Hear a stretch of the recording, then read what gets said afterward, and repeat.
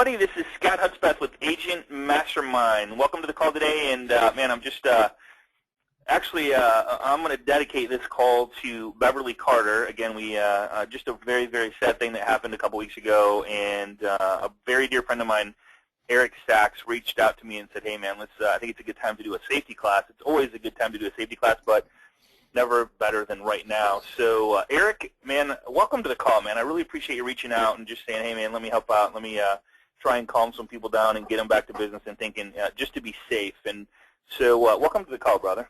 Thank you. It's awesome. It's been a couple of years since I've been on with you guys, so it's great. Crazy. Thanks for having me. We've been doing this 2.5, almost 3 years now. January will be 3 years. Every single week for the last 3 years. It's been a good time. So it's a lot of work. A little bit about Eric. Do you care if I just tell him a little bit about you, man, to start with, and then we'll let you take the reign? Go for it. All right, man. So Eric comes with us with a 13-year veteran at Fort Collins Police in Colorado, 5-year detective bureau, and 6 years as field training, and then he was in the patrol car. He had a little niche for a passion in real estate, so he followed his passion, which I'm so glad you did, because we would have never probably met. Thank you. He started that, and he built that up to 65 agents before turning it over and selling the company. He's also co-founder of Breakthrough Broker, with 54,000 visits every single month and growing to his Breakthrough Broker website. If you haven't visited Breakthrough Broker, I would highly recommend going there. There's nothing you can buy there. Is that correct? That is correct. It's 100% free stuff for agents to grow their business. He is in U.S., Canada, Europe, and Australia. He also has something new that we're going to be talking about down the road. It's called My Online Yard Sign, which is a listing photo branding tool to help agents brand their listings in syndication. And he also speaks on business development throughout the country, and he's jumping on a plane right after this class to head to California. So, Eric, the big topic right now is safety. And, man, I tell you, I had chills the whole time talking with you yesterday, and I just really appreciate, one, your friendship, and two, your willingness to jump on class here and share this with us. So I'm gonna shut up. I got my notepad, and I'm here with you, man. Awesome. Well, guys, it's always hard to do these things on the computer. It's always much better to do it in person so we can see some body language. But again, I'm super excited. Scott, thanks for having me today. It's a topic I'm passionate about. I want all of us to go home safely every time we work. And so we're going to rock this out. I want you guys to interact, ask questions of Scott on your control panel as we're going, and if we will get to them at the end. So what we're going to talk today mainly is, are you ready? We're going to talk about preparation versus panic. We're going to talk about what to do, what to look for as we're going through our jobs. I don't have to go through this, although I will say it was kind of an interesting transition. When I went back to the street from the detective bureau, I was in million-dollar homes in the middle of the night on false burglar alarms. You know, the mouse runs across the floor, sets off the burglar alarm. We'd go in with my rookies. My rookies were looking for bad guys, and I found myself in the kitchen admiring the granite and the backsplash. So, isn't that funny? Along with pulling over realtors in Mercedes and BMWs, I thought, man, I could try this out. So I did it. It was fun. It worked out great. A couple other things, I'm SWAT negotiator trained, and so it's fun for me to do real estate and incorporate some of the skills I learned when I was chasing bad guys. What we're going to talk about today in particular, what I want to accomplish is understanding the potential. Now, it's a very sensitive topic right now. We know what's out there. We know what can happen because of what happened to Beverly. But we're going to talk about preparing yourself both mentally and physically, and that's the main way. What I'm going to keep preaching today is be the locked door. I'll explain that to you a little while later, but how to recognize a potential act and how to react and what to do if this happens to you. So if nothing else, I want to raise your awareness today. We're really at a high level of awareness right now, so I also want to bring you down a little bit, make you feel more comfortable in your profession. We're going to talk a little victimology. We're going to provide you with some things and tools to think about. We're going to tie your current skills to new techniques. You guys are real estate professionals. You have some great skills related to what you do. I'm not here to make you paranoid today. We're not going to make you paranoid, but we do want you to feel safer in your career. And we have to put food on the table. We still have to sell homes. This is happening, and we still have to show homes. And many of us are still going to do open houses. So I want you to feel safe when you leave the call today. And if we were in person, I'd ask you, what parts of being a real estate agent concern you most in terms of your safety today? What would you guys like to hear about? And that's a really rhetorical question because we're all concerned because of what happened to Beverly. And we're concerned with going home at night after we show houses, after we do an open house. And I want you to understand the potential out there. This is not new. I'm watching social media and I'm seeing all the things that are being said after what happened to Beverly, but this is not new. So before what happened to Beverly, we've been going about our profession. We've been showing homes. We've been meeting clients we've never met before. We've been doing open houses. But it's been going on for years. As a matter of fact, not just since 2011 have assaults increased. They've really accelerated. But since '06, they've been increasing. And typically, I'll do a case study, and I want to get through all of this today in an hour. But this happened in 2010 or 2008 with Sarah Ann Walker. And it happened in Orange County where an agent was raped and bludgeoned in 2010. And also in 2010, 2 agents were murdered on the job. And one of them was found dead inside a home near Kent, Ohio. Now, if you read this, it talks about his death, follows that of another Ohio agent. So this is not just women. A lot of what I've seen on social media in the past 2 weeks has been really geared towards female agents. And I want to calm all agents down. I want you to realize that this is both men and women who can be assaulted. So I hope we have men on the call today too that will really look at this potential and decide to do some things to make ourselves safer. So really, why is this happening to realtors? It happens to teachers. It happens in the construction profession. Without all professions in America, you can get hurt. You can be assaulted. But in today's real estate market, in our opinion, the reason it's accelerating from 2006 to 2014-15, is that the market's been difficult. It's been a roller coaster. Even in a good market, we're pushing harder to get the deal done.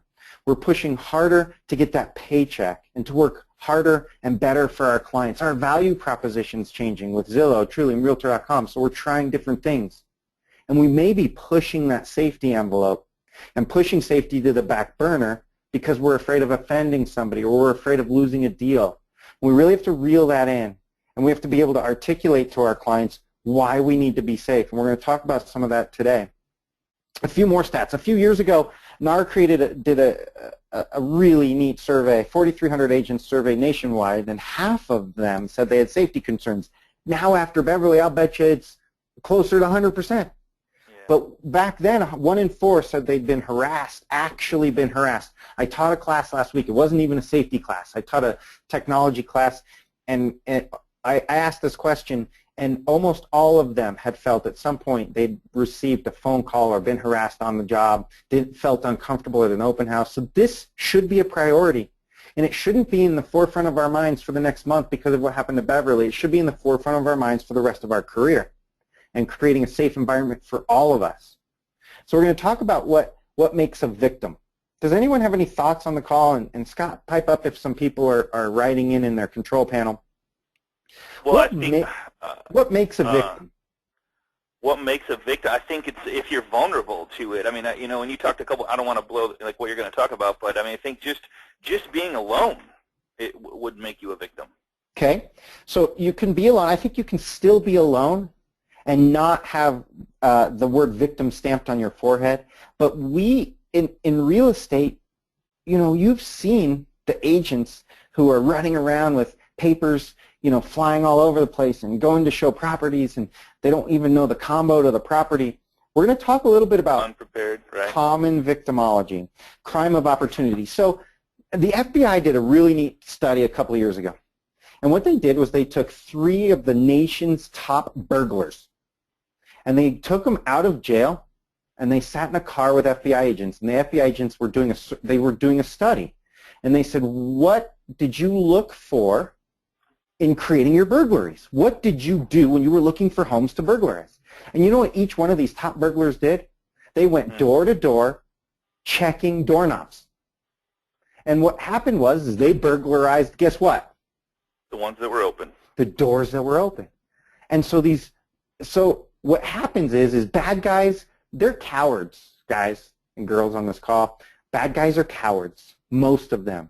They're looking for crimes of opportunity. Burglars don't want to go into homes that are locked. They don't want to go into a home where the lights are on, and they don't want to go into a home where there's a dog. So they keep checking and checking and checking and checking until they find a home that's open, that's easy to burglarize.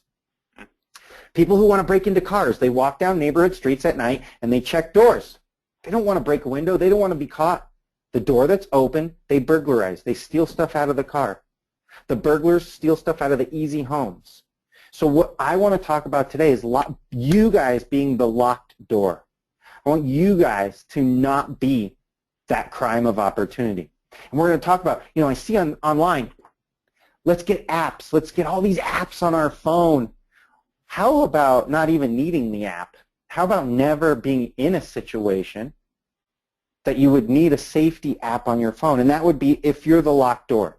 Don't be the crime of opportunity. Do not. And we're going to talk a little bit about how we get there. But if we take nothing else away today, I want you guys to be that locked door, that house with the locked door, with the light on, that the burglar is not going to go in. One quick tip on social media. This is a new slide in the presentation, and I'll touch on it for 2 seconds. But social media is so big in our industry, and there's so many coaches and trainers out there teaching you guys how to manipulate social media and use social media for your benefits. I'm one of them. But when it comes to safety, use common sense. How many times have you guys seen on your Facebook feeds, sitting out on County Road 32, no one's been by this open house, I'm so bored, make sure you come by.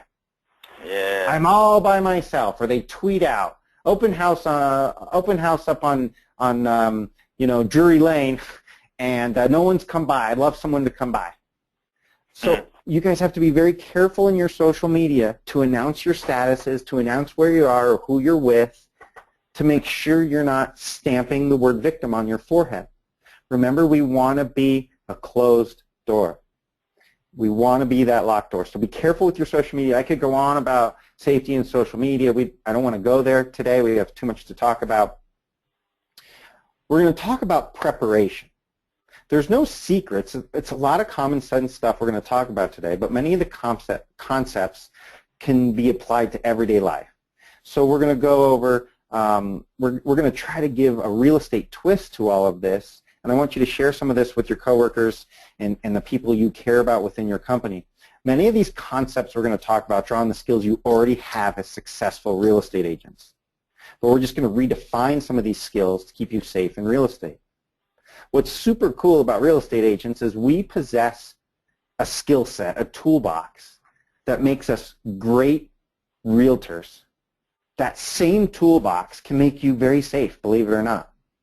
And what those skills are in this toolbox is some of us can be aggressive, right? We're salespeople. I hope you all realize we're in sales, right? And so at some point we have to be aggressive. We're aggressive in our negotiations tactics. We're aggressive in marketing and trying to get new clients every day. We can be decisive too. In meeting with your clients, in talking about real estate, in your profession, you can be decisive decision makers. I hope you are. It's what makes a great real estate agent. Verbal judo. We can handle objections. I really want to buy that $300,000 home for $200,000. Well, John, I don't really think we can do that in today's market. Everyone would love a half-price home. If I can find a half-price home, I'd probably buy it before you do. We want you, right? So you guys are all good at that. You're all good at handling objections. You're good at handling your clients, being decisive and aggressive in the sales world. These are all things that we're good at. Observation skills. We can observe when the client's ready to buy. We always observe who the boss is. You leave a meeting and you're like, oh man, the wife is who I need to sell. She's going to be the one who makes the decision here. You guys have great observation skills in being, and you're people. Most realtors are good people, if that's good English.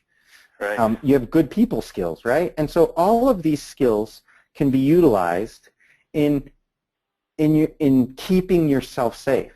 So being mentally prepared is one thing that we're going to first talk about.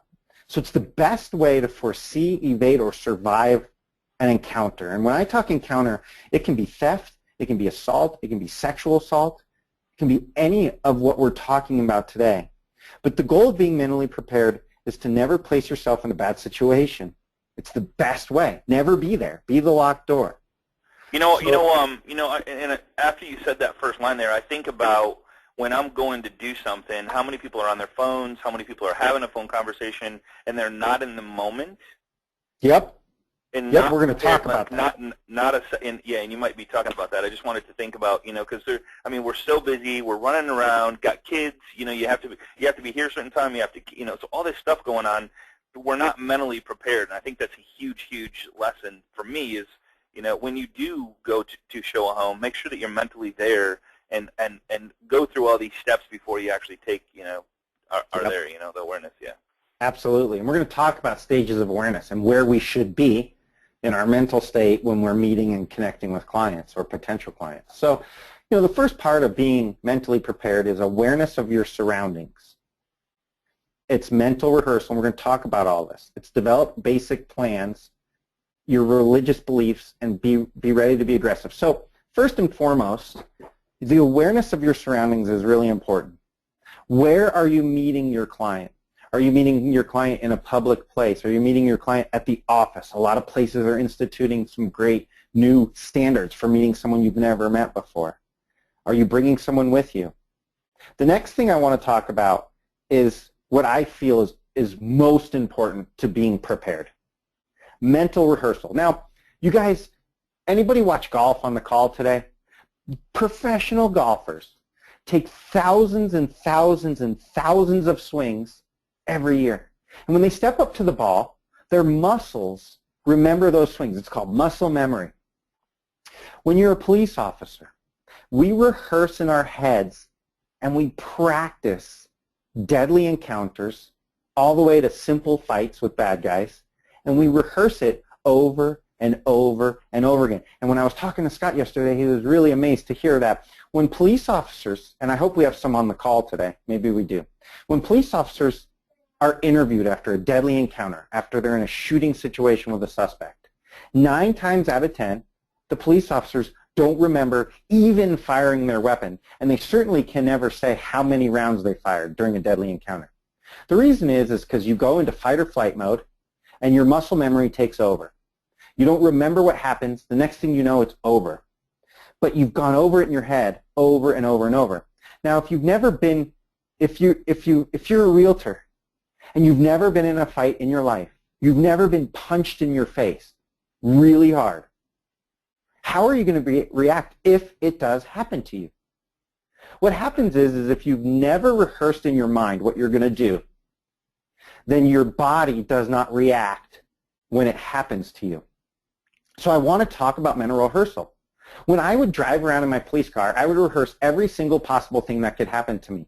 And now that I'm a realtor, I have rehearsed every single thing that could happen to me.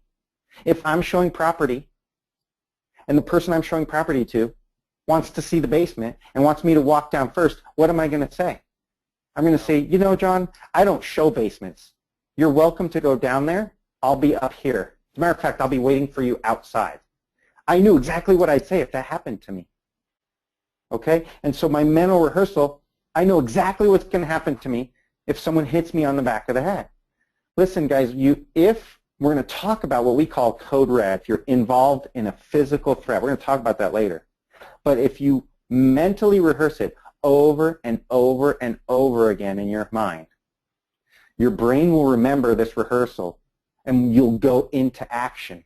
And it's especially important in our profession when most of us have never been in this situation in our entire life. Most of us have never been here. So mental rehearsal, very important. Develop basic plans. So in your mental rehearsal, if I meet somebody and they're invading my space and I feel uncomfortable at a house, what am I going to do? I'm going to unlock the back door. I'm going to know my exit strategies. And my basic plan is to sit outside and wait for them to be done, or call a friend to come meet me. We're going to talk about some other things, but develop some basic plans in your mental rehearsal for the things that could happen. Remember what you're fighting for. In your mental rehearsals, you're fighting for your life. You're fighting to be able to go home to your family, your friends, and the right to live. So you should get really angry. We're going to talk about that again later in a few minutes too. Religious beliefs. At some point in a deadly encounter, you're going to have to be aggressive. So if you never say a bad word in your life, and by the way, I usually have a typical, when you teach the cops, if you don't say the F word in the first 5 minutes, you lose all credibility. So again, I apologize up front, but if you guys never say a bad word in your life, now may be the time to say a bad word.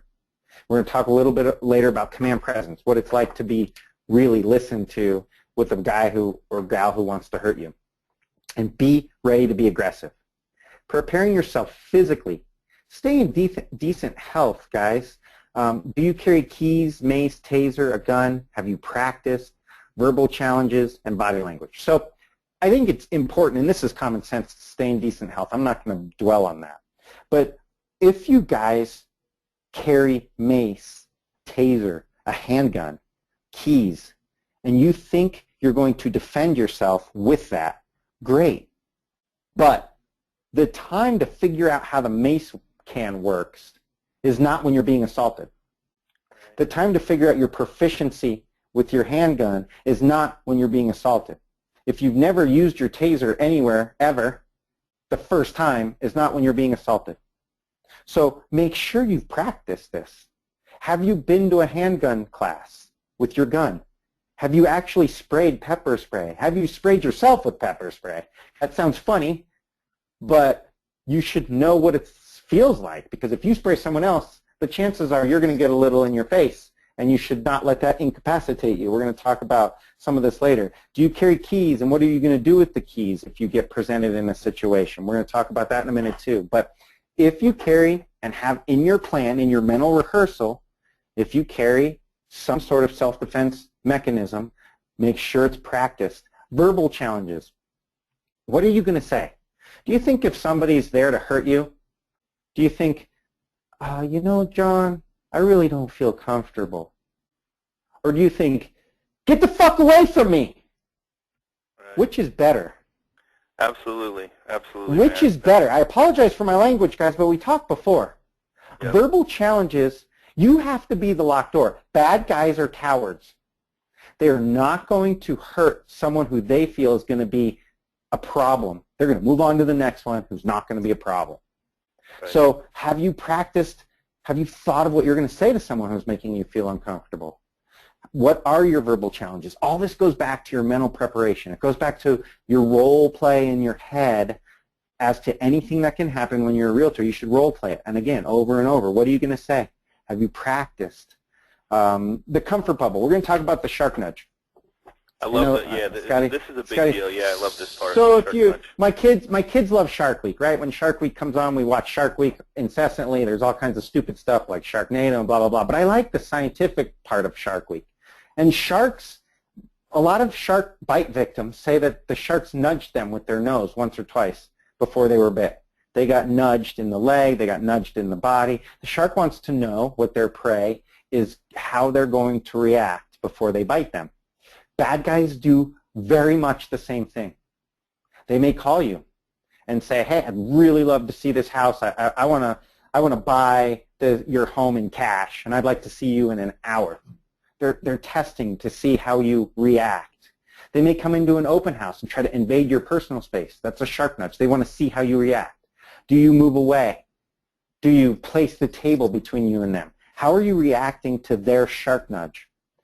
Do not let anyone invade your comfort bubble. And we're going to talk about how soon. Know what your comfort bubble is. Some people, I'm a hugger, right? And so I hug people all the time. I have a really close comfort bubble. Yep. But you know, it's just what is your comfort bubble, and are you recognizing the shark nudges? Are you recognizing what people are doing and saying? Are you in the moment? Are you in the moment? And then body language. Body language, body language, body language, both yours and theirs. So if you're paying attention to your phone, if you're watching your every 2 seconds, looking at your text message, looking at your Facebook while you're with this person, you're providing an opportunity. If you're slouched, if you don't know where you're going, if you're lost, if you don't know the combo to the home that you're showing, if you're holding 52 MLS listings in both of your hands, You're a crime of opportunity waiting to happen.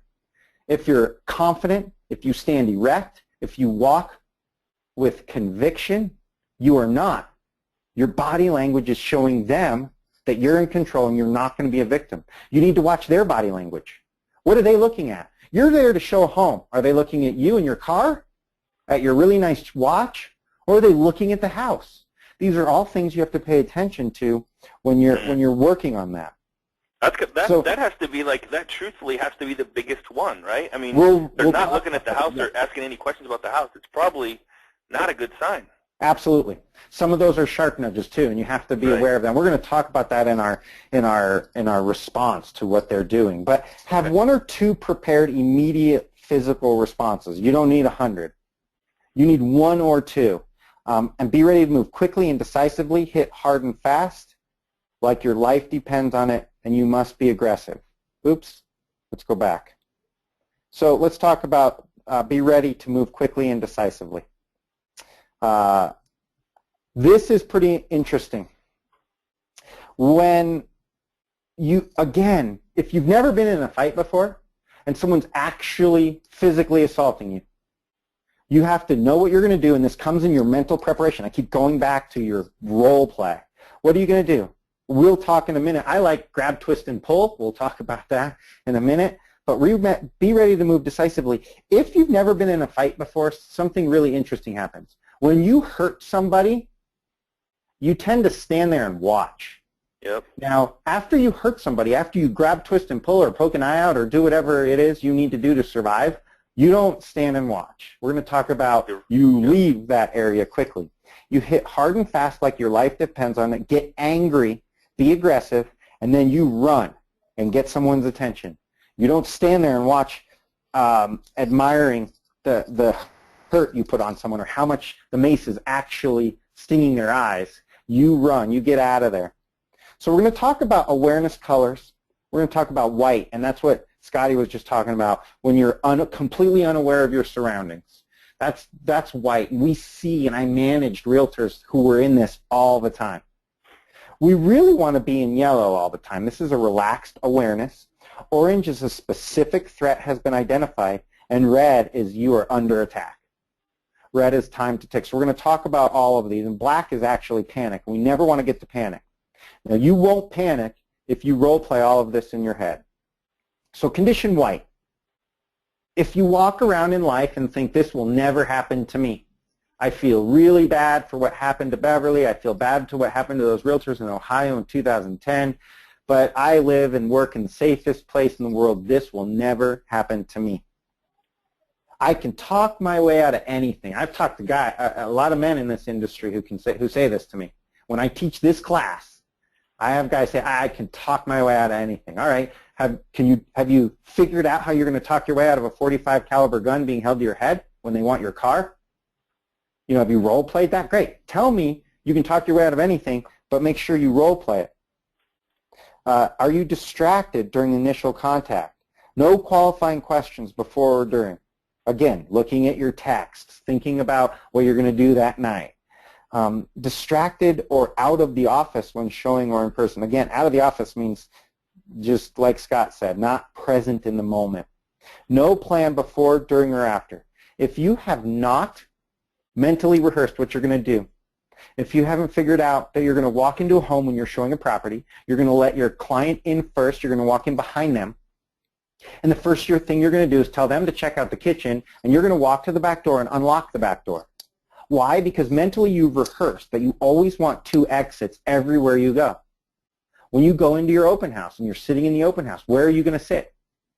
Are you going to sit in the middle of the living room with a little table that you brought? Or are you going to be closed in the kitchen where there's only one way in and one way out? You're going to think about these things. You're going to sit in the middle of the living room and you're going to unlock the back door. You're going to unlock the door to the garage and you're going to have the front door unlocked. So if anything happens and you need to leave, you've got 3 exit routes and you've thought about these things. In white, you don't think about any of this and you're totally oblivious to the threats of the world around you. Now, being in white is... I think the big part is like we as people in general are trustworthy. I mean, we trust people. Absolutely. You know what I mean? That's the sad part, that we can't trust people. We have to actually just be aware of our surroundings. Right. I'm not talking about being paranoid forever. Right. And right. I like, you can go on vacation and be in white. I probably live in yellow my whole life, and it's because of what I did in the past. But it's okay to be at white sometimes, but it's not okay to be in white when you're working, when you're meeting a client. And so I agree. And so again, physically, anyone in the white condition, awareness level, during this has victim stamped on their forehead. You have no escape plan. You've not prepared verbal challenges or objections. You've done no role play in your head.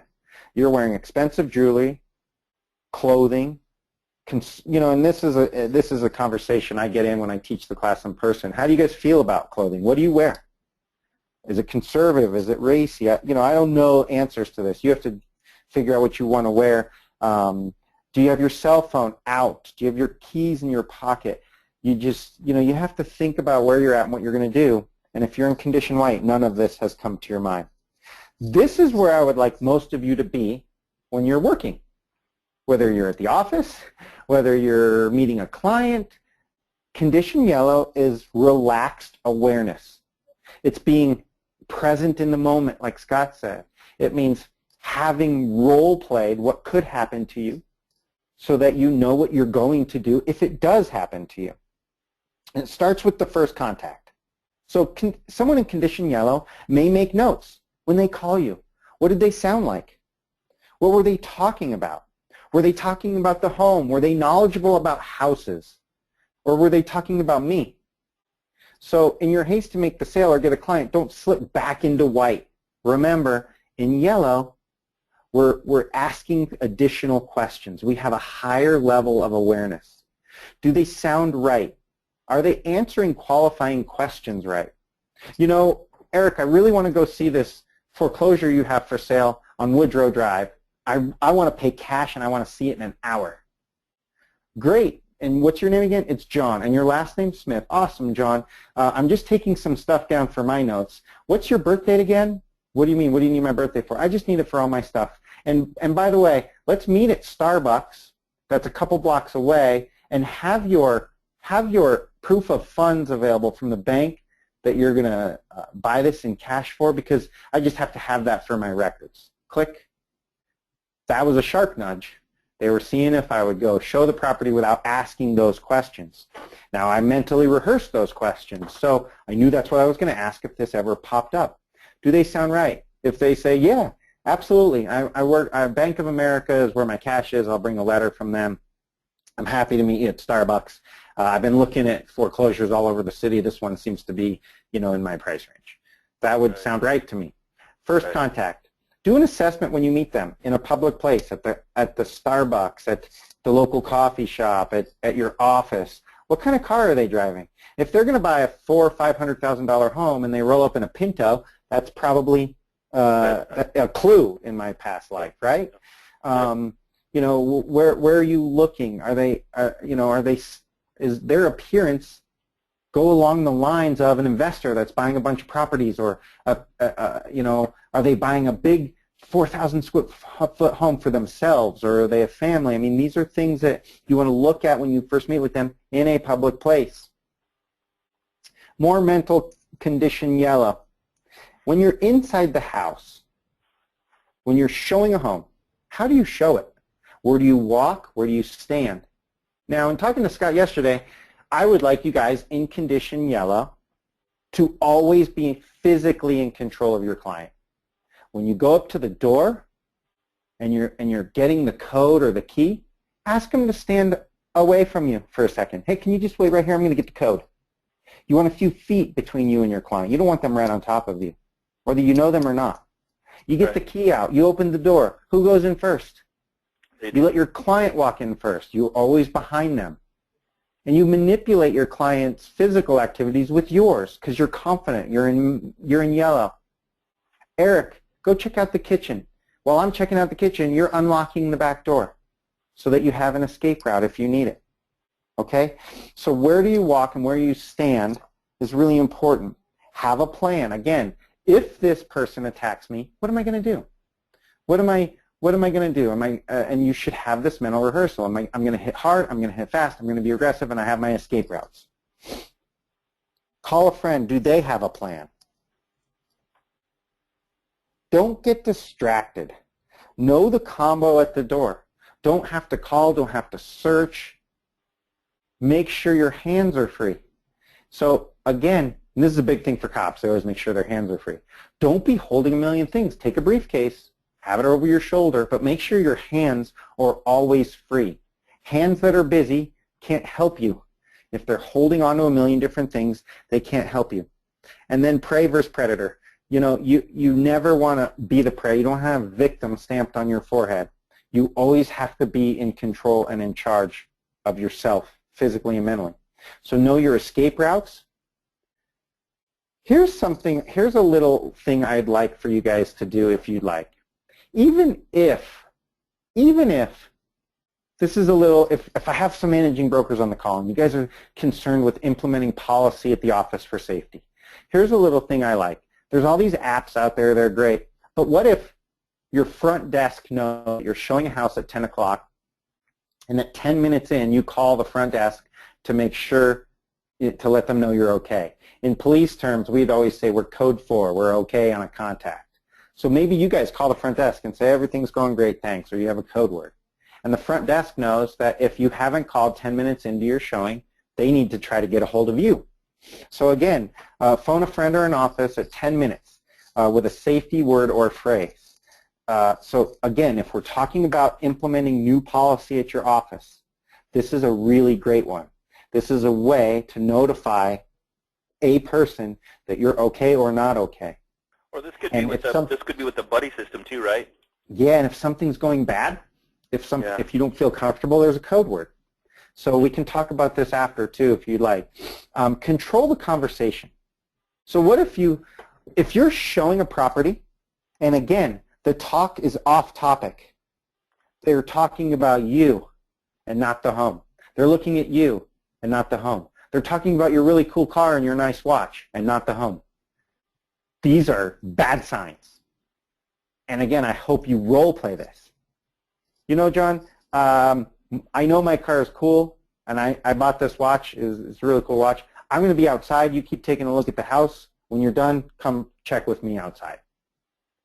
So you got a role play in your head. What are you going to say? What are you going to do if someone decides to do this? Listen to your tummy. Listen to your inner voice, your gut. Funny you bring that up. It's funny you bring that up. Shiloh is on the call, and she says, okay, what if my stomach just doesn't feel right about this? You leave. You absolutely get out of the house. Yeah. Listen to it and role play in your head. If I'm showing a home and my stomach doesn't feel good about what's going on, what am I going to do? I'm going to call the office with my code word that things aren't going well. I'm going to go sit in the car.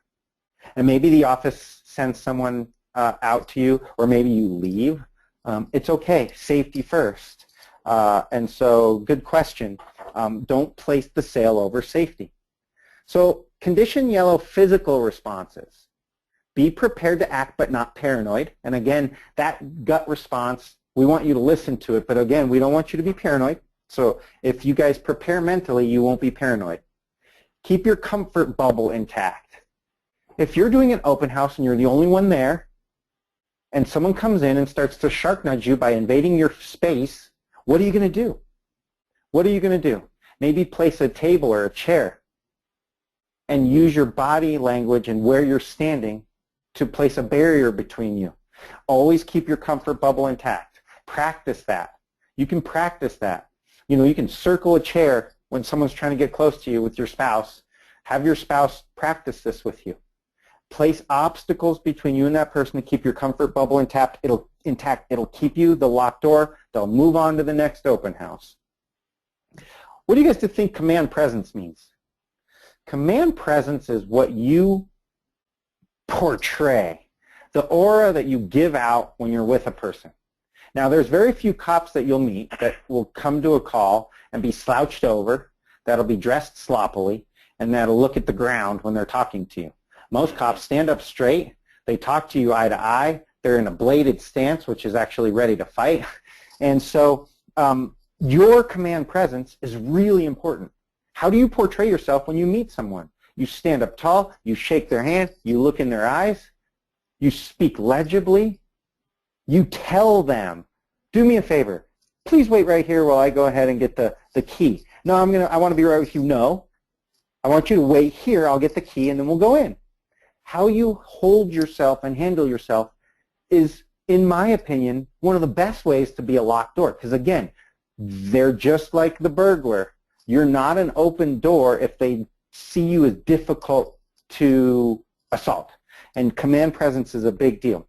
Keep defensive tools ready and hands-free. So if you carry mace or a taser, where are they? Are they buried in the bottom of your purse? Or are they in the car if you don't have a purse? Where are they? Are they ready? If you have a briefcase, are they at the top? Can you get to it quickly? If you choose to have a defensive tool, number one, you should know how to use it. We already talked about that. And number two, it should be in a place where you can get to it. And control body movement. Again, this comes with command presence, but you have them walk first. You tell them, let's go look at the kitchen, and they walk in first. If it's a standoff, you just wait there with your hand up. Go ahead and you go look at the kitchen first. So control their body movement with your body movement. Wouldn't you say command presence is another like really, really important one, like confidence and just be ready at all points? I mean, it's like, again, being in the moment. I keep stressing that, but I mean, I think command presence is huge. After you explain that, right? I mean, and then, so I mean, that makes total sense. Think about some of our partners in real estate that we know. I mean, I've seen, you know, I watch my agents walk out of the door of the office with 22 MLS sheets in their hand. You know, and their books and their briefcase and their phone, and you know, they're not ready they're calling their assistant for the combo that they forgot, and they're kind of slouched over. You have to show that command presence, and that'll be one thing that just locks the door for the bad guy. So let's talk about a threat. How do you know when you're in trouble, and what are the signs? So some indicators of being in trouble. Now, we want you not to get to this point. My hope is that through yellow awareness, you guys don't get here, that things are going great and that you're the closed door and there's nothing stopping you to sell a home safety-wise. But let's look at some indicators if you do get there, because you know, all the preparation in the world can still get you in a situation that you don't want to be in.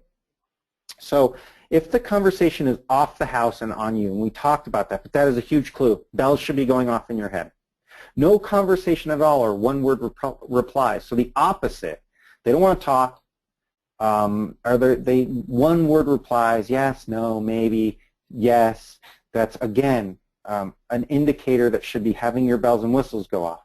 Invading your comfort bubble, invading your, you know, a little shark nudges, touching your back, touching your arm, walking too close, wanting you to walk first, all testing you. All really pushing you to see how you're going to react. And again, that is like the burglar checking the front doors. You know, if they touch your back and you don't have a response, that shark nudge worked. That bad guy's mind is working. All right, I just touched her back. Now I want to try to get her or him in a quiet corner of this house. And now they're in control. But if someone touches your back and you've mentally rehearsed what's going to happen if a client you've never met touches your back, and you turn around with command presence and you say, John, don't touch me. If we need someone else to show you this house, that's fine. Because that's what you rehearsed. That shark nudge did not work. And the shark nudge of trying to get you to go first in the door did not work. That bad guy's done. He is not going to want to hurt you. The 3 shark nudges he tried didn't work. He's not going to bite you.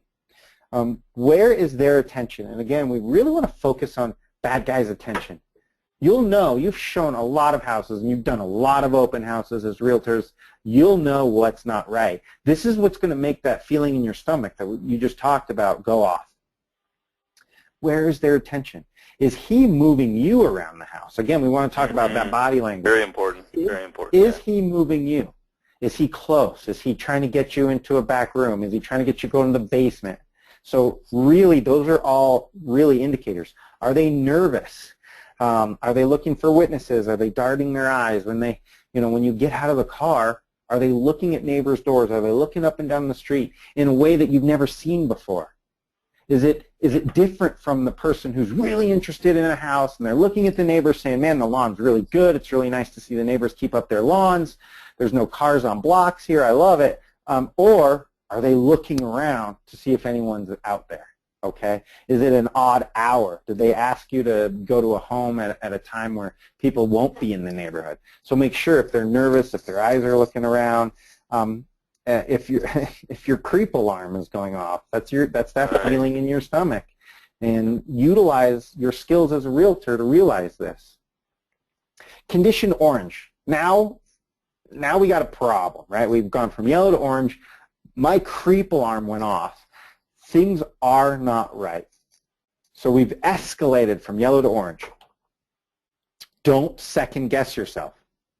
Guys, don't second guess yourself. Get out of the situation. Don't say, well, let me spend 10 more minutes with this guy, see where it goes. I really need the $10,000 commission. Let's see where this goes. That'll get you in trouble. If your creep alarm goes off and you've now escalated to orange, it's probably time to get out. Know your plan and use it. So you're in the house. You've asked him to go check out the kitchen. He didn't want to. He wanted to keep talking about you. You've unlocked the back door. He's following you around. He's moving you around. He's asked to see the basement or the upstairs bedroom, and your creep alarm is going off. Don't second guess yourself. What's your plan? What have you thought about doing? All right, well, my creep alarm's going off. I'm in a house. I'm not having fun. I'm going to call my office. I'm going to check in and give them a code word that says things aren't going well. And I'm going to go back to the car. I'm going to tell my client whatever your plan in your mind says. I'm having a problem at home. I got to take off. Have a great day. I'm out of here. Or lock the door or don't lock the door. Don't worry about those things. Get someone else to go lock the door after you leave. It doesn't matter. Get out. Have strong verbal response ready. Remember we talked, I said the F word really loud. Some of you guys might have been offended. I hope not. But have your verbal response ready. This is the time to go for it. John, get your hands off me. Immediate excuse to leave. Those are all done in your role play. Don't wait until it's time. Guys, I keep talking about that. Role play, role play, role play in your head. Store things about the person for later report to police. So remember, guys. Tara Lee said, this was great. Tara Lee said she takes a picture of the car when it pulls up, and they let them see her take the picture. Perfect. I love it. So this is this point right here. Store things about the person for later report to police. Yep. The car. Take a picture of the car. I love it. Let them see you do it. Let them see you do it, and then text a picture of the car to your friend or whatever. I mean, it's really easy to do.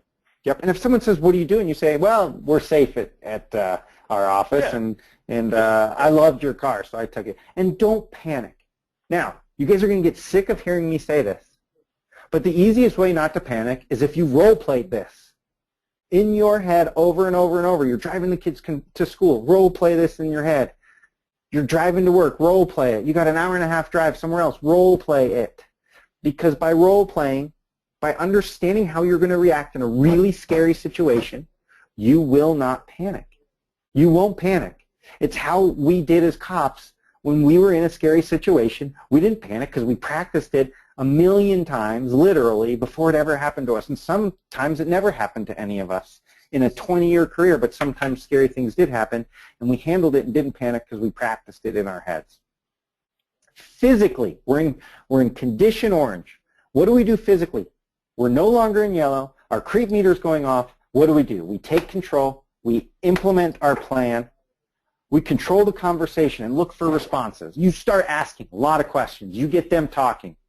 You get them to focus on the house, and you ask a lot of questions. You move towards your exit or your escape route physically. As you're asking them questions, what do you think of the kitchen? Granite's nice. What are the kids going to think of the backyard? They're thinking of responses. You're moving your body to the exit. Back door, front door, side door, doesn't matter. You've role-played this in your head, and you know what you're going to do. Do not hesitate. Don't think again, let me give this guy another 10 minutes. Let's see where this goes. Let's see where this goes. Could be really bad for you. Prepare for possible immediate physical response. Remember, if you guys are in yellow, 99.9% of the time, you will never be here. And just like being a police officer, 99.9% of cops in America never have to fire their firearm in a 30-year career. Well, we're ready for it if we have to. 99.9% of you on this call, 99.9% of the 1.5 million realtors in America will never have to be here. But prepare yourself in case you are here. Because that 1%, that 0.1%, we don't want to be you. If you maintain your business in yellow, you won't be here. But if you are here, prepare for possible immediate physical response. Now is the time.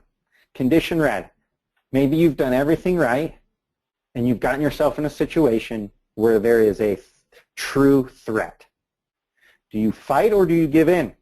Now, this is all part of your role play. What do you do? Do you get aggressive in your thinking? Remember who you have to go home to.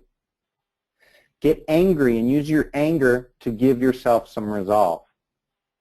Polite, uncomfortable, socially unacceptable behavior is no longer a concern. Don't worry about grabbing that man's private part. Don't worry about poking his eyeball out. Don't worry about pulling hair. Don't worry about saying bad words. If you're in condition red, you will survive because you've role-played it in your head over and over and over. You will survive. And here's the thing, too, guys. This is a side note. It's not in here. If you get punched, hit, stabbed, or shot, and you know you got punched, hit, stabbed, or shot, you're probably going to live. Okay? So don't panic. As police officers, we know that if we get shot and we know we got shot, we're probably going to live. Okay? So if you get punched, stabbed, hit, or shot, or pushed, or whatever, and you know it happened, keep going through your plan. And now is not the time to be polite. Say the F word, punch, gouge, kick, scream, put your survival plan into action, and your planned response into action. So we want to talk about hitting hard and hit often, then run. Remember, do not stand around. You empty your pepper spray can and the guy's rolling around in pain, and you get a small smile on your face and you watch for a few minutes. Not a good time to. Grab, twist, and pull, poke your eyes, whatever. Don't be afraid to get personal. Remember what they're trying to take from you and channel that anger in that response. So after this, make sure you call police first. Something really funny happens in this world of social media and friends and instantaneous. We saw it at the police department right when I was getting out in 2008. Victims would often call a friend before they'd call the police department. Don't. Call 911 as soon as this happens. What should you do? You make notes of what happens as soon as you get away. You have a description of the vehicle. If you're still alive, you'll be okay. And again, if you're still alive, you'll be okay. One of the things in condition red that I want to talk about is remember that now is not the time to wonder how your weapon works. If you're in condition red, now is not the time to figure out how to unlock the safety on your pepper spray, or how to, or that your taser is not charged and ready to go. Now is not the time. Also, you know, one of the things as you're role playing, you know, one of the things that happened when we teach this class in person, we do a little. I don't know if you guys, if anyone's on the call in Colorado, we've had a lot of school shootings in Colorado. And as police officers, we've done a lot of debriefing. Well, several years ago, there was a shooting in Bailey, Colorado, where a gunman took a whole class hostage for about 5 hours. And that gunman lined all the women up along the wall, all the girls in the class up along the wall, and sexually assaulted several of them. But during that sexual assault, several other girls had prepared responses. Girls were saying things like, you know, I'm on my period, or I have herpes. They had role-played this in their head. And the girls who said these things were not assaulted during that really scary time. And so do you guys have statements prepared in your role play? If someone's trying to hurt you, what are these verbal statements? What are these commands to try to get them to stop? And so the role play for these girls during the Bailey shooting, Bailey High School shooting, it really kept them alive. It kept them not being assaulted. And, you know, does your attacker want something other than you? Is this a robbery motive? For many of the men on the call, most men assaulted and murdered in our profession are robbery motives. They want your nice watch. They want your nice BMW. They want something you have, and you're an easy target. So what are you going to do in your role play? Are you going to hand it to them or throw it behind them so you can run? If they want your car, maybe you throw the car keys and run. So if it's a theft response, or if they're trying to sexually assault you, maybe you have some of these statements so that they think twice, and that it gives you a second to respond to your physical reaction. Any questions about that sort of stuff? No, so that's great stuff, man. If we recap a little bit, I want everyone on the call to be a locked door. If you live your life, your professional life in yellow, relaxed awareness, and you're in the moment, and you plan mental rehearsal, you're going to avoid these situations, and you're going to be able to go sell a lot of homes for the next 20 years as a realtor and never have a problem. So I really want you guys to be in the moment. I want you to really go ahead and role play anything bad. It's great to be prepared for the worst and hope for the best. Absolutely.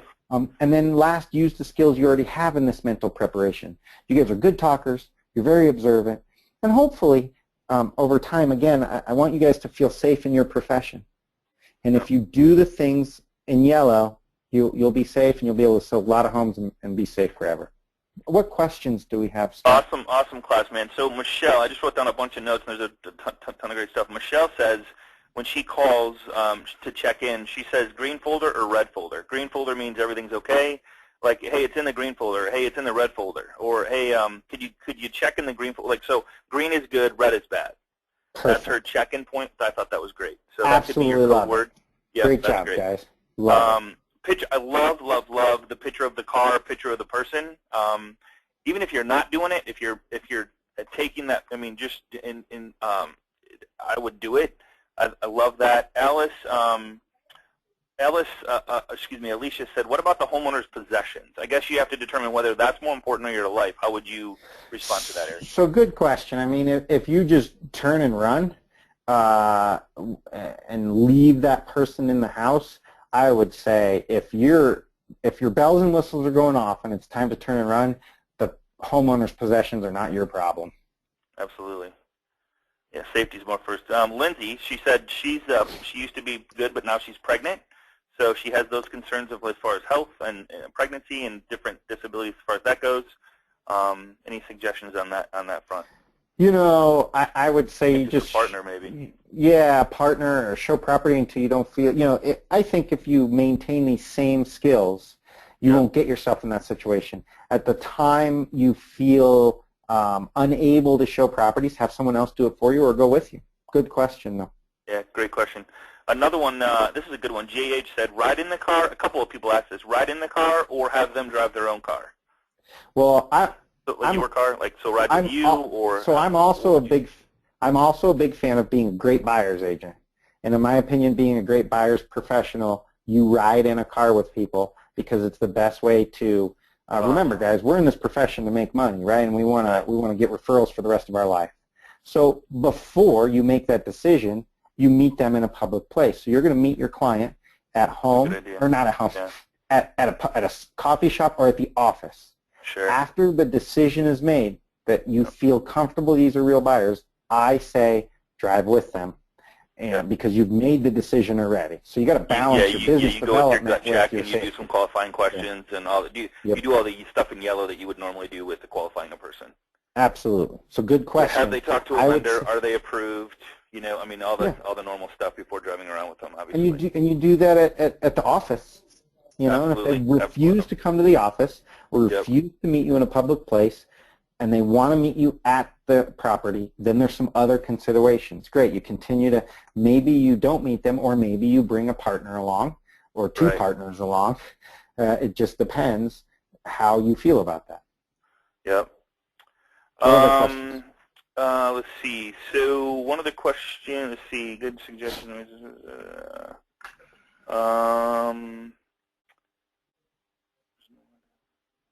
What about going to a home to list the home? I guess that's, how would you, is there anything different you would do when you go to somebody's home that's their home?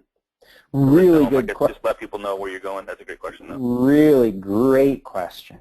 So again, I would implement all of the. So there's two things you can do on this. If on your initial call they check out and you're fine, that's, make sure you're asking the right questions. Number one. Number two, you can always bring someone with you to your first meeting. And number three, it's not inappropriate to ask a listing to meet you first at the office or at Starbucks. Absolutely. If someone's like, well, I just want you to come check the house, great, but it's our office policy that I meet all clients first at the office. Just come into the office, we'll talk about, I want to really present to you my marketing plan before I come check out the house. Okay. Great idea. Yeah. Great question. Jay Fort said, what about like when you do feel uncomfortable saying, hey, somebody else is going to be coming to see the house shortly, so I'm just going to wait outside in case they show up. That would be an uncomfortable feeling that you could get you out of the house, but also let them aware that there's somebody's going to be showing up as well. Maybe they'll panic, maybe they go, but it might get you out of a situation. So I thought that was a good idea as well. I love that excuse, and that has that's mental preparation right there. That means that is mental preparation. Yeah. You role played this, and I love that you can do this every time you show a property. Every time you get in the car and say, I heard from the showing company or the listing company that there's like 5 showings at the same time. So if we run into somebody, I'm sorry. I hope we don't run into anybody. Right. So, right. Great response. Someone's thought that. Whoever asked that question or made that comment has thought this out. So I love it. Yep. Guys, it's okay to fib a little. It's okay to. Dude, just for your safety, it's okay to lie. Absolutely. If you don't know that there's 6 people seeing the house, who cares? This is your safety. Right. Vicky asked a great question. She says, lock door behind. Like once you get in with the person, she says, lock door behind you so nobody else comes in. I don't know. I don't like that. No, I don't like that either. In my opinion, you want to keep all your exits open. Okay. So I would not recommend locking the door behind you. I just would not recommend locking the door behind you. Yeah. And I liked when you and I were talking yesterday, how if you do start to feel uncomfortable, position yourself across from a table. Like find, and I guess if it's an empty house, it's a little hard to do. I would just get out of the house.